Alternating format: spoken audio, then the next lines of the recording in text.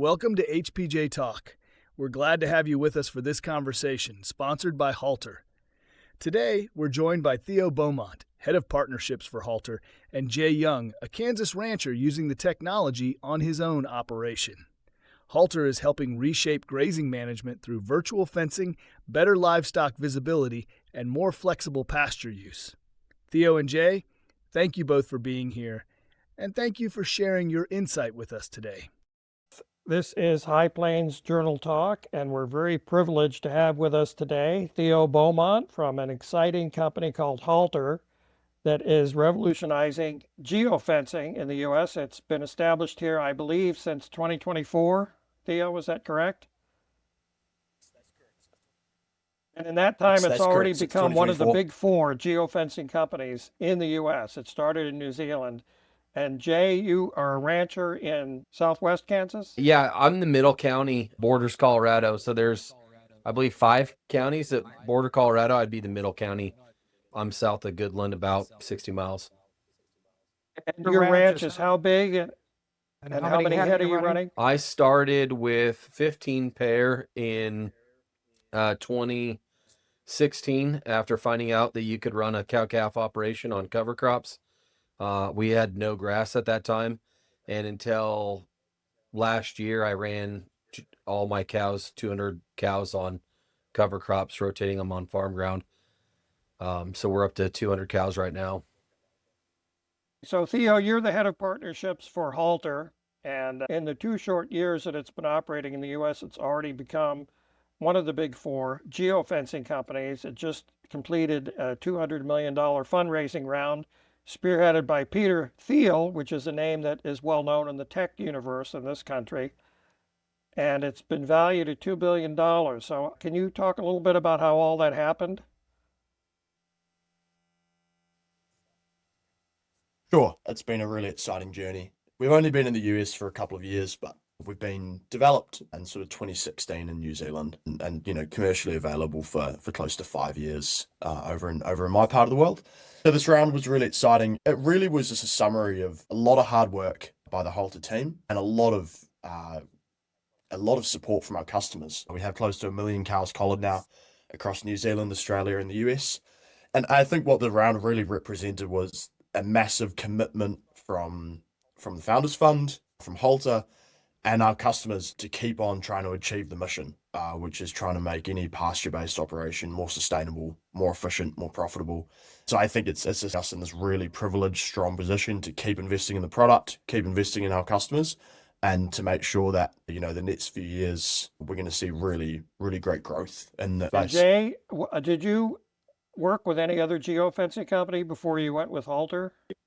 No, I had a friend that was working with another company for 2 years, and as soon as he got started with it, I had never heard of it until you mentioned it, and I was so excited. And he said, "Don't do this until they figure out and he went through the list of issues.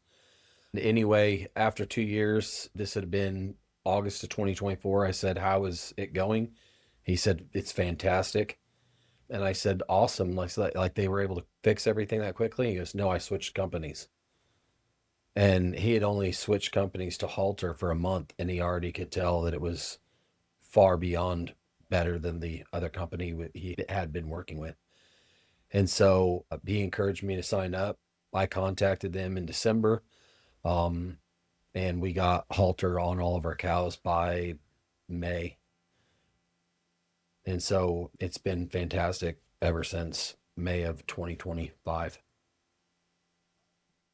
As you said, Theo, this has all been field tested in New Zealand and Australia before you came over here. And what is Halter doing differently or doing more comprehensively that other competitors might not be? It's a great question, and I think it's a few things, but I think where our product really stands out is the functionality and design of the collar is sort of one component to it. Very light, very designed to fit comfortably on the cows. It's solar powered, so once it goes on, it never needs to come off. It can just stay on pretty much indefinitely for its 5-year lifespan. So I think that side of things is really important. Second piece is, I think, just absolutely committed to one thing, and that's collars on cows. We're really laser focused. And I think off the back of that, we do it really well. We invest really heavily in people on the ground. We're around 75 people on the ground in the US to really make sure that we're supporting our customers. We're driving the use case of it and getting those best outcomes on ranch every single day. That's what Customers. you found, Jay? I can't speak to the other companies other than Halter's customer service is fantastic. I wait very, very little time to get a response. They have a button on the app that you just message someone and you can go directly to that. I think my local rep can handle. He gets back with me within 24 hours. And, little things like a collar breaking or me not putting the collar on the proper tightness around a cow's neck because you want to make sure that that's comfortable for the animal. I bet I've lost out of 200. We have 10, which would be 5%. And when I say lost, they'll fall off. I've had like less than 1% malfunction, meaning the collar, you get a warning that the cow is out of, and then I messaged them and said, hey, this cow's been out of our area for 2 days. They looked it up and they said, yeah, you just need to switch that collar off. So it's just simply bringing that animal in, switching the collar off. I brought that up to people and they think that that's a huge hassle. But to me, like, the pros far outweigh the cons with what we're able to do with rotational grazing and being able to find our cattle and everything that it's going to be able to do for agriculture. I was speaking to another user of Halter, and he was talking about the multiple savings, not just in the amount of time you spend chasing after the cattle, but in the fuel savings, the labor savings, and using the collars not just to move the herds around, but to actually manage the pasture and the quality of the pasture and the grasses and everything. Is that something that Halter is working on? Did you want to tackle that, Theo? Or Yeah. Yeah. We're really conscious around, grazing management. I think it's probably the biggest driver in terms of what people are looking for when they in Halter to use on the ground is that change in grazing management. I know Jay is using it in some really fantastic ways. I think as this year goes on, we're going to keep looking at how we can keep adding to the product to keep trying to drive more value there, whether that be different feedback loops through the product, better visibility, whatever that needs to be to make sure we're unlocking value in that area. I'd say if I thought of our whole customer base in the US, I'd say for 90% of them at least, one of the biggest drivers was making a real change in their grazing management. And that's what Halter really just enables you to do, this unlimited fencing budget that gives you total control of how you want to graze and can really open up a heap of other doors that weren't The previously fascinating available. part to me, because I read in one article, and I think it was in Wired or somewhere, that the collar sends about 6,000 data points a day from each cow, something like that. And so the algorithm, they call it a cowgorithm, is continuously being trained and is continuously learning and training itself about how the animals behave. That's right. We do have a cowgorithm, which we're very fond of the name. And so we take a lot of data per day per cow. And we can use it for different things, but one of the really cool areas of how we use it is the collar is always learning and understanding that cow's individual behavior and then adjusting off the back of it. So it will work differently for a brand new fresh heifer who's just had the collar put on versus maybe one of your cows that's always interacting with the virtual fence. And so we're always learning and we're really leveraging that data to do it. I think what's exciting as we open up other doors, going forwards around different features, that data set can just be so beneficial in terms of insights, what we could tell from it, and then most importantly, how we take those insights, share them with the customer, and so the customer can make, a really good active management decision off the back of that data, and hopefully, obtain some value. And it's a really fun process working with people in the US to figure out, where could we add value in that space. I've only just thought of this now, but it sounds like some of that data could wind up on a beef label someday. That movement towards tracking where your meat comes from and tracking the individual cow. I think the thought's been raised. I think traceability is such a topical subject, and whether we go down that path one day or not, TBC. But I think what's really important in the US is that the customers own all of their own data. And that's a really important piece for us, is that it's the customer's data.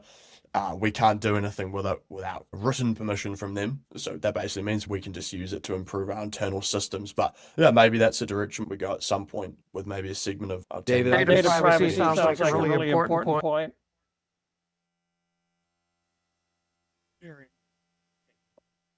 Very important. I think, I think that's all of our markets. Just, we do have the privilege of, with our customers seeing where these cows are. And I think, for them having confidence that their data is really well protected and secure and it's theirs, we're not releasing it to any third party, is super important. And we have no plans to change that. It's just a big part of how we like to operate, trust and confidence with our customer base. Okay, how many ways does this system help you save time, money, and resources?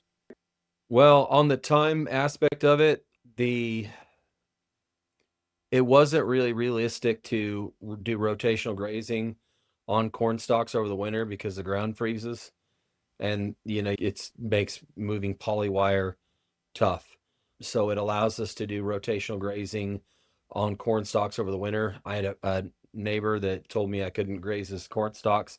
He found out I had the halter system. We were able to do what he was comfortable with, with less numbers, moving him every single day and not even really putting a dent in his corn stalks and still being able to utilize the residue that was there. So on the time aspect of it is not just for us, but like for across the entire industry. I've got a neighbor who's 30 miles away who had zero interest in doing rotational grazing.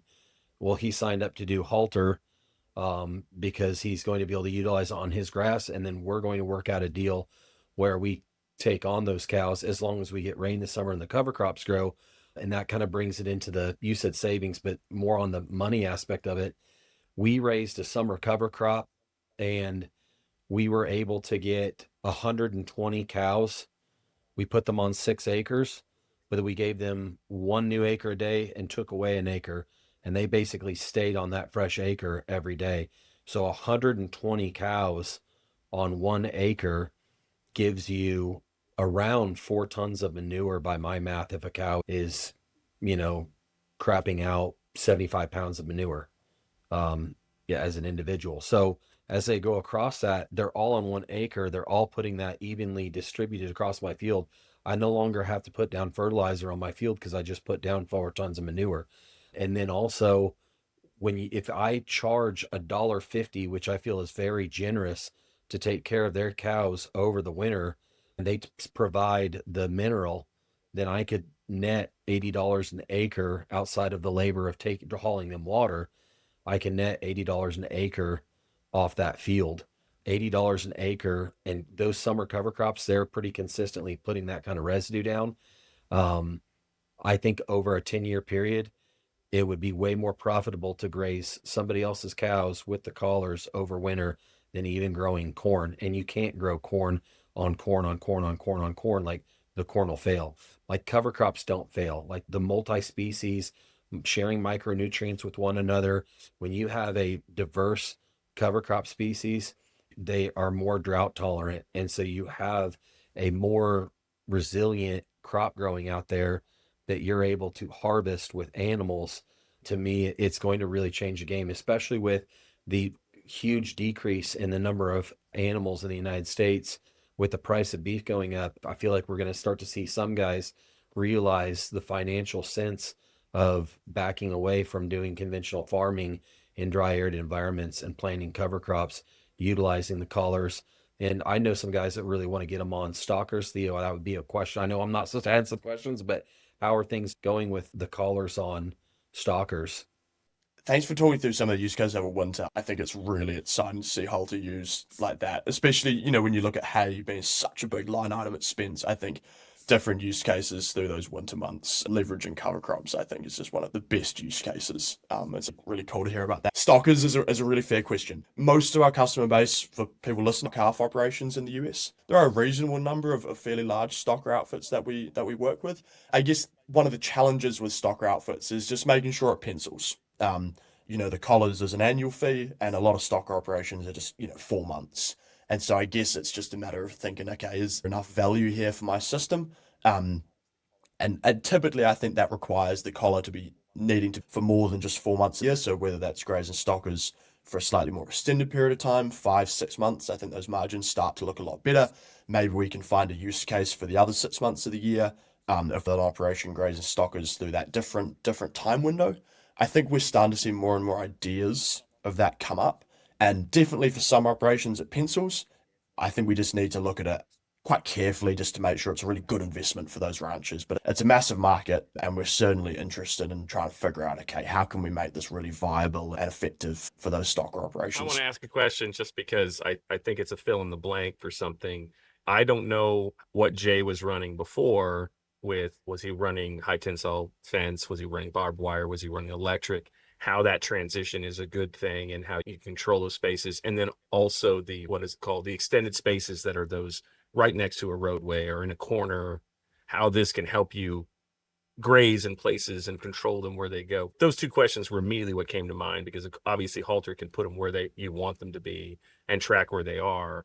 Then how much does that increase your acreage to be able to do more with what you have? I think those are good points that I would like to hear more about from your perspective, Jay, and obviously Theo. So I'll get out of the way. I'm just assuming for Halter's perspective that it wouldn't be good for them to recommend us not having an outside fence, because if we don't, and then an event happens like a tornado, any kind of thing that would cause thunderstorm striking the tower, something that will cause them to go offline, and then they get on a major roadway system and get hit, that wouldn't be good for their company. So they're constantly recommending, yeah, you need to build outside fences for all these animals for a safety precaution. This is just to help you do rotational grazing. I do know, I mean, I'm very, very tempted to not do that. And, obviously it would be on us, but I already know a friend, I was telling about the collars. He goes, yeah, my neighbor does it, and they didn't build winter fences on any of their corn stalks. They're very rural. No, it's off the beaten path. There's no major road by it, and they just hauled water and didn't build fence and got by fine. So there are people that are doing it. I know for legality's sake, I guarantee that's not something that they can recommend. Is that accurate, Theo? Yeah, spot on. We definitely don't recommend or endorse that Halter gets used as a boundary fence. Just there's a lot of risks that come with that. And, there are some nuances in some areas of public land in certain states. But for the most part, yeah, you need to have a boundary fence. And then you can use Halter to reinforce that boundary fence, which is great, particularly if you're in a state where it is particularly litigious. You have cows that potentially can get out on roads, and there's risk there to the rancher. Great use case of Halter that you can reinforce those areas and then have that visibility. But yeah, there's definitely not a world where Halter would replace boundary fences. We're really just focused on what we can do from an internal fencing side of things, cross fencing, and then the grazing management. Yeah, I was speaking with another. I was just going to say real quick, David, on that, I had deer go through a fence, and my neighbor said, hey, your cows are out. And I got there. They were all in the ditch. The virtual fence kind of let them out into the ditch, so it looked like they were getting out, on the verge of getting out, but the app kept them in. So that's the other thing I love is now I don't get any calls about my cows being out because they're never out. So go ahead, Dave. I was talking to another customer of Halter who was talking about the ability to design zones, on the app in different shapes and everything, and do move the cows around according, you could do corridors, you could do this corner today and that corner next week and all that just from your app. But he was talking about you do need the towers on your property, and according to what he said, it's the ratio of how many towers you might need. It completely depends on the elevation and the acreage and what's around you and all that. So just something that Halter has to work with on each customer. Is that correct, Theo? It does. We put towers around the property, and it really varies by ranch. A dead flat ranch out in the plains is going to have really good tower efficiency, generally speaking. The second you get up into some Forest Service or BLM ground and you throw some pretty gnarly terrain in the mix, the efficiency of those towers is just going to go down a little bit. So we have to work with each rancher, map their ranch to figure out how many towers they need, where we're going to put them, where's going to be most efficient. And so that number really can just vary depending on the operation. And yeah, spot on. Is that the first step in any potential sale, is you survey their land and you come up with a package? It's definitely a step. I think people are naturally really curious, from the investment side, how many towers am I going to need? And I think that goes alongside, a really solid consultative kind of sales process ranch. We are big believers in getting out on ranch, up the driveway, sitting down, having a cup of coffee, chatting with everyone who's going to be involved, and really just taking a few hours to figure out what's the ranch trying to achieve, what are we trying to do, what's stopping us from getting there. Is Halter a good tool to maybe tick some of those boxes? And for lots of ranches it is, but for plenty of ranches it isn't. And I think it's really important that we always invest that time to figure out, is this going to be a really good fit? Because, it's an investment and we don't just want to put it somewhere for the sake of it. It's got to be this really strong tool that's enabling people to make a change and making sure that their system is going to enable them to do that. How many acres did you say your place was, Jay? So area where the cows are on my main place is about 4.5 miles by 3.5 miles. Kind of covers the area of ground that we have that is covered by the 2 towers in that area. I have grass that is 30 miles away. We have 1 tower for, there's 330 acres there. And then I just rented a property of my neighbors that is 8 miles away, and we'll have a tower there, and the tower will be there sometime the week of April 20th. And how many cows are we talking about? I have 200 cows. I'll divide those into those pastures. I'll have 80 at one, 60 at another, and then 20 and 20 at the other 2. What my question was leading up to was, as you gather all this data and the algorithm is training itself and constantly learning and constantly adjusting, is there an optimal size of operation where their ROI does the best, or does it just really depend on each operation? I'm sure Jay has some thoughts here as well. I personally, from what I've seen, it really varies. I think our largest ranch in the US, heck, within a few months we'll have 7,000 cows collared. The smallest is probably, got about 100 head, maybe a little bit less. And so I think it really depends on each individual operation. I think the most important thing is always, as a tool, are we going to make a change? If someone's just getting Halter to reinforce the boundary fence or just have some visibility of where the cows are, that's fine. But it's probably not what we really want to see in terms of, driving value, for that ranch. And so, yeah, I really think it does vary. We have every shape and size, a real range in ages as well. Got, granddads and grandmas who are using this daily, and that's great. We've also got the kids who have come home to the ranch. We've got this whole variety. Always think it's interesting. I think people often ask, you must just be the 30-year-old ranchers out there, and we're not. It's fascinating how big that range is. And it's really cool to see because it means we get such a raft of feedback from different ages, different demographics, different systems that just help us be better. So it's always been really fascinating to see. So you've got Jay. There's the echo again. Oh, sorry. For our perspective, where we have 200 cows, I really want to get up to our numbers being around 500. And so if we are able to get to 500 cows, that'll really change things. My goal for that is to convert some of these irrigated circles to grass. Long term, I'd like to convert just dryland farm ground back to grass. We're losing topsoil 10 times faster than it can be replaced in the United States. And that's research done by multiple universities. And most people in agriculture don't want to admit that, and they want to ignore that that's happening. And I don't see a way to get away from that in Western Kansas other than turning the majority of farm ground back to grass. Grass is the fastest way to build soil. And if we haven't been able to stop the massive amounts of erosion, even with cover crops, I think there will become a day of reckoning when people will go to plant crops and they won't have any topsoil left and they won't know what to do and they'll have to go back to grass. I don't know when that'll happen, but I'd kind of like to be proactive and be successful raising cows now, knowing that that day is coming eventually. I'm glad you brought that up, Jay, because what you were saying before about letting your neighbor's cows graze and all the manure you were getting, you're actually building up your soil, correct? Yeah, so it takes a long time to build organic matter in your field. Like soil's built from aggregates from root exudates. And unfortunately, as soon as a plant is dead and you don't have any plants growing in your field, the first thing that the microbes start breaking down is the glues and the sugar and the carbon that are in those exudates that form those aggregates.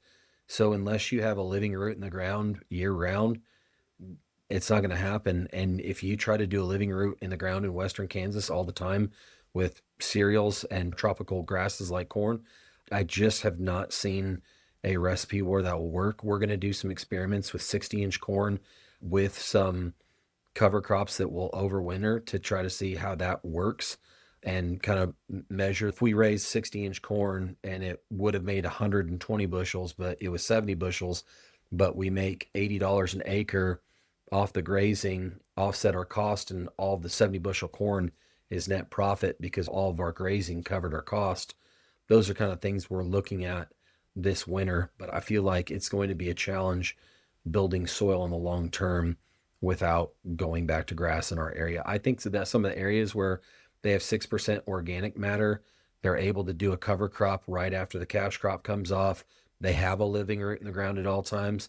I think those areas in farming would be able to continue to farm without going back to grass. But this whole deal of tilling the ground, having erosion, having water go in, or having nitrates, phosphorus go into the waterways and cause dead zones all over the world, like our system really has to change. And I'm kind of getting off on a rabbit hole because we're talking about collars on cows, but that's kind of my philosophy on farming is I want to farm in sync with nature, and I want to do the best possible job of stewarding the land that God has given us forever, not just burning through it and not having it something for the future. It sounds like this geofencing can contribute to that. I mean, beyond just managing cattle, it can actually manage ecosystems. I think that what we've been able to do to this point, like having the virtual fence, is a huge jump in what we're able to do because, like I said, I didn't know the efficiency on cows on cover crops over the winter because I wouldn't do it because I couldn't get a pigtail post in the ground when the ground was frozen. And I would just put massive amounts of replacement heifers out on our stockpile mixed. I never tried it with our cows. And when I found out the efficiency on it, I was like, this is really crazy. And Jay, you always are focused so well on the regenerative ag side. One of the things that I actually found to ask, and you covered it before I even asked it. And the other one that I put here was, I know you do the 5-10, I've heard you speak about it, the long-term planning stuff. When a guy is going to do this and he's going to try to do some financing with his traditional way that he gets money and those kind of things, what are some of the best practices to make sure you can get those monies and have that business plan that says, hey, this is what I'm going to do with this to help somebody else try it? I know that's a selling point for Theo's side, but also, you have decided, if I get to 500 head, this is more efficient and this works better. And you have those kind of plans that are planned out. No, you're right. I haven't currently written up a long-term plan for that. I wanted to get the cows paid off as quickly as possible and be debt-free as quickly as possible. It wasn't until 2 or 3 years ago that I started taking income for the cows. And so now I'm completely debt-free. I didn't even carry an operating note until we had bought some replacement heifers. I had an operating note and we just paid it off 2 weeks ago, and I still have the heifers, and I'm still going to sell them as bred heifers. So you might have heard somebody else and thought that was me, but I, as far as the financial side of things go, I was just pushing away on the debt aspect of it and I could have planned much better than my main focus was get debt free with the cows. I was using the revenue that we were making off the farm for my income, and now our income is exponentially higher because I have the cows paid off. I'm debt free and don't have an operating note on the cow side of things. Theo, speaking of financing, do customers often need to get financing to make an investment in the Halter system? Sometimes customers might get financing. We've really tried to design the model so we've tried to minimize that upfront cost as much as we can. So we work on that subscription model. I think, big capital outlays are tough in any business, in particular, and that's universal, your cash flow deficit for 11 months of the year. So I think we've tried to do everything we can at our system. There are quite a lot of ranchers out there who've had funding or grants of some sort to help lower that barrier to entry. And, examples might be NRCS, Equip, working with organizations out there, Autobahn, Ducks Unlimited, there's a lot of, potential funding available in virtual fencing there, particularly when you've got some land stewardship stuff involved, public lands. And so I'd say there's a reasonable number of our customer base here that have been able to access some funding, which has been fantastic. If that helps them get in the door, really awesome to have that resource available. Great. Sounds like there's a lot of, that if you want to go that route, there are a lot of people ready to help you. Certainly options people can explore. And we've got some great partnerships and relationships in the industry that we can always help advise and try and connect dot and find the right people. So that's just a cool part of being involved in this whole, wider ag community is. Yeah, I'd love to hear more about some of those partnerships. I think for us, there are some great organizations out there who we've partnered with, and we've been really fortunate to do so. I think the one we're most proud of and really excited about, Jay, I'm not sure if this is one that you've leveraged yet, mate, but we have a partnership with a few different education programs as part of our Ranch Resource Initiative program. What it essentially means is we have, a bunch of education providers out there, Ranch for Profit, Noble, HMI, Snaplands, a bunch of really great partners there. And we will actually give our customers, to herd size they have, anywhere from sort of $800 to $2,500 to use to attend one of those grazing schools once they get Halter on. And so just trying to make sure we let them invest in education as and how it relates to grazing management to go alongside this tool that we have. And it's been great to work with those education folks out there to make sure that, we're just giving our customers some really, tools and learnings to go alongside Halter as a tool. And it's been great to see people send, their kids along with their staff, or, maybe they've always wanted to go to the Ranch for Profit school, but it's obviously an investment. And this partnership sort of helps people do that. We've been talking about the ag customers and the ranchers and the ag side, but it's also a high-tech company. Where are your recruits coming from on the tech side of it, Theo? Well, we have about 375 people at Halter globally now. A really good chunk of that is in New Zealand. So all of our product and engineering work is based out of New Zealand and a city called Auckland, which is our, main city in the North Island. And so, a lot of that talent base coming from New Zealand, which is great. Seeing quite a few people in from overseas, fantastic just to bring in, talent from all around the world, from these incredible companies. But then I guess it's always been paired with, New Zealand to its core as a country built around agriculture. We've got 40 million sheep and 10 million cows. And like it or not, growing up in New Zealand, you were linked to livestock in some way. And so I think, you combine really amazing product engineers, technological sort of mindsets with boots on the ground, cattle and livestock, and you marry the two together and you get something pretty special. Big reason of why we're here. Different ideas, different perspectives, and just great technical understanding and ability to keep building this awesome product. So Jay, from you, I've learned, and also from you, Theo, that it's not going to completely replace all your fencing. You're still going to have boundary fences. But would you say the impact of this entire system is as transformative for agriculture in 2026 as barbed wire was for agriculture in the 1860s and 70s? Yeah, I kind of brought up earlier, like there's just so many things that we can do now that we couldn't do before. And just that realization of how efficient we can be with cover crops on our farm ground. There were a lot of people that were like, yeah, rotational grazing on my grass would be awesome, but I don't have time to do that. And, my neighbor that I brought up is one of them. Wasn't on his radar, but it's definitely something I know he's interested in now for the future. Sounds like Halter will give you the time. I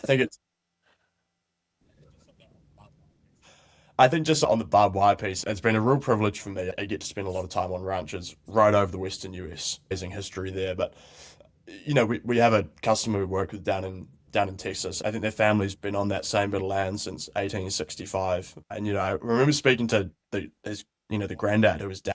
Pretty wild to sort of actually talk about that whole topic around what wire meant for them. Been rotational grazing since the 80s.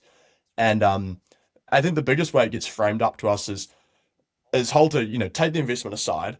Halter's this unlimited fencing budget. So it's kind of a wild concept to think you can go and build as many miles of fence as you want in any shape, anywhere, no maintenance, no posts to drive in, no approvals to get on public lands, Out can't come and rip it down, and you can change it at any point in time to adapt to the land, feed requirements, whatever it is you need. And it's quite wild when you start thinking like that, as every kind of ranch is a blank canvas around what you could do off the back of that. And even to see some of the stats of some of our ranches, I've only been live for 3-4 months, and they've already built 4, 5, 600 miles of virtual fence, which is just wild to wrap your head around what that would look like to do that with physical fence or polywire. So I guess I wasn't there when barbed wire was built, but I think it's certainly on par, if not more so, in terms of what it could mean for managing these sort of landscapes. The last question I always ask is there anything I haven't asked or anything we haven't covered that I should be covering about the Halter? One thing that I don't know how well this will work with calves, but when I got the call from my neighbor about renting his corn stalks, I had already put my cows together and they were grazing a circle of mine. So to get to his circle when I needed it, he only wanted 70 head on there, and I had all 200 head together. I created a new mob, which is a group of cows in the app on the Halter system. And I put the 2-year-olds and the 3-year-olds in that mob. And I told the 2-year-olds to go over this way, and they went to the east. And I created a paddock over there to the east of the field. And on the west side, I created a new paddock for the older cows, and I gave them signals, and they sorted themselves out on the field without me bringing them home and sorting them. There were about 5 in each group that did not get the signal.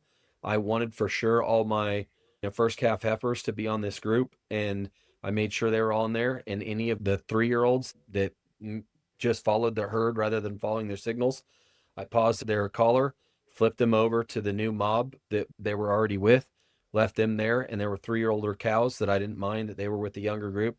I switched their collars and put them on that, and I moved them off without bringing the animals home and sorting them. So there's a lot of cool things like that that you don't even really think about that you're able to do with the collars. When they were getting trained, I'm guessing it was me. I think I left the gate handle down, but somebody on our operation left the gate handle down. They walked out the gate, ignored their signals, and that night I triggered the LED lights. It was in harvest, so we got done cutting wheat at 10 o'clock. We went out, saw all the blinking lights in my Ranger, moved them back into the pasture, put the gate up, looked at my phone. I had all of them in, went home. Not something that was possible, before the collars. So there's a lot of cool things that you can do with the collars. I started giving them 10 to 15 acres when they were calving, give them a little bit more acres, move them, a little bit less frequently. And I had one pair get mixed up with what her calf was, even on having them on 15 acres. And so checking cattle in cold weather was much easier. And there's just so many things that I don't even think we can cover in a conversation of what you can do with these collars. And I would be really, really heartbroken if the company went away tomorrow, which they're not. But what I'm saying is that would be my one knock on the company. They've made me addicted to their product. So it sounds like you can do a lot of things with less human contact with the cows. Does that reduce stress to cows? How do they feel about? I mean, do they know they're humans and are comfortable with them, or like pets, or is it the less human contact, the better for their stress levels? I think a huge part of that is how you interact with the cattle. I really think that they can kind of see, just like I can tell when a cow's going to be intense when I'm tagging their calf. I think the way you interact with the cattle, if you're not someone who yells, I used to yell at the cattle all the time, and I got a lot of feedback about walking around them being more gentle and calm. And that seems to be the biggest thing. My temperament around the cows is very, very important to the whole system. I think even more so than the collars. I suppose if you are moving polywire, they will get a little bit more used to your human interaction than it would if you had the collars and you never saw the cows. But for us, I'm still around our animals quite a bit.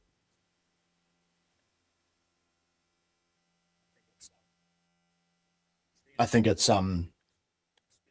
really interesting to get people's perspective when they see it. The way Halter works is really based on good low stress stockmanship, and I think one of the questions that often comes up is is this going to mean I lose that sort of connection with my cows? And I guess it's going to be specific per ranch, but generally speaking, what we find is people spend more time with their cows because instead of riding fence or building polywire, they're out with the cows, looking what's under their feet, and then just making a decision of what to do next. And so I think that's always an interesting sort of one to re-ask people once they've had collars on for a month. Particularly if you had a few cowboys who are pretty skeptical, at least. So it's great to sort of see how they feel a few months after putting collars. I don't have any more questions, Jay and Theo. I thank both of you for visiting with us. I think maybe we'll want to visit with you again. This seems like an exciting new world of geofencing where new ways of using it are being researched and will happen all the time. And it's about more than just fencing or managing cows. And thank you for helping us to explore this exciting story. Yeah, thank you, David. Thanks, I Lily. appreciate it. And Theo, it was great meeting you. Thank you both. We're glad to have you with us for this conversation, sponsored by Halter. Halter is helping reshape grazing management through virtual fencing, better livestock visibility, and more flexible pasture use. Theo and Jay, thank you both for being here, and thank you for sharing your insight with us today.